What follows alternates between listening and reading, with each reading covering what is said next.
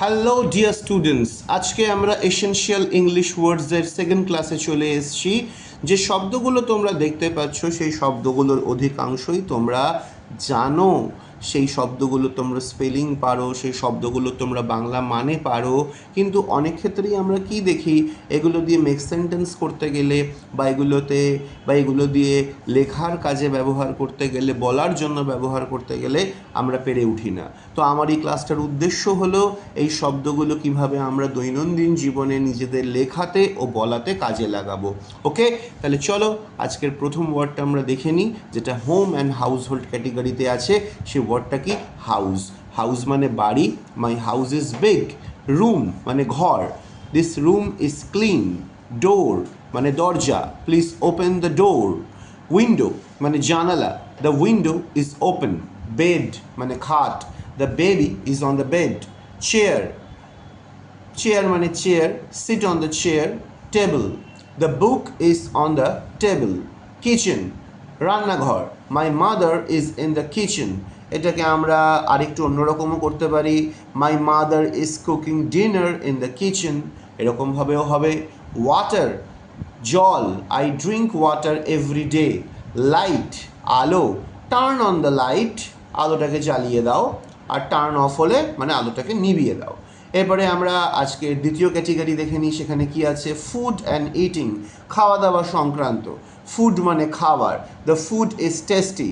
গত ক্লাসেই কিন্তু আমরা টেস্টের একটা সমার্থক শব্দও শিখেছি, মানে ডেলিশিয়াস, সুস্বাদু। রাইস মানে ভাত। I eat rice daily. Bread, she likes bread.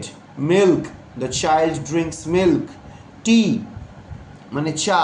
My father drinks tea. Egg মানে ডিম। I eat one egg every morning. আমি প্রত্যেক দিন সকালবেলা একটা করে ডিম খাই। এগ মানে হচ্ছে ডিম, আর ডিমের কুসুমকে কি বলা হয়? এগ ইয়ক। YOLK, এটা হবে হচ্ছে স্পেলিং। তারপরে আসছে ফিশ। ফিশ মানে মাছ। বেঙ্গলি পিপল লাভ ফিশ, আমরা বাঙালিরা মাছ খেতে পছন্দ করি। মিট মানে মাংস। We cook meat on Sunday. Salt, লবণ। অ্যাড সাম সল্ট, আরেকটুখানি নুন দাও। রান্নাটাতে নুন দেবে না আলু কাবলিতে দেবে সেটা আমরা জানি না, কিন্তু অ্যাড মানে হচ্ছে যোগ করা, আর একটু নুন যোগ করতে বলছে। Last but not the least, sugar. Sugar মানে চিনি। টি নিডস সুগার, এই চাটাতে আর একটুখানি চিনি পড়বে। ঠিক আছে, তাহলে আজকে আমাদের 20টা ওয়ার্ডের যে ডিসকাশন সেটা এখানে শেষ হলো। তোমরা কি করবে, এখানে আমি যেরকম একটা ছক মতো করেছি, চার্ট করেছি, একদম বাঁদিকে কি দেখা যাচ্ছে? ইংরাজি ওয়ার্ডটা, মাঝখানে বাংলা অর্থ, আর একদম শেষের ডান দিকে হচ্ছে সেটা দিয়ে একটা মেক সেন্টেন্স। তা আমি চাইবো আমার স্টুডেন্টরা স্ক্রিন দেখে এই কাজটা করুক।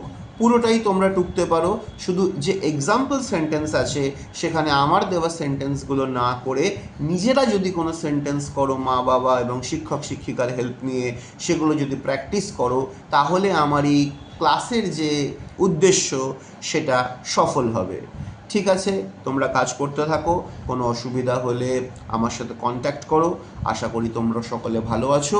খুব শিগগিরই দেখা হবে তোমাদের সাথে নেক্সট ক্লাসে। Thank you.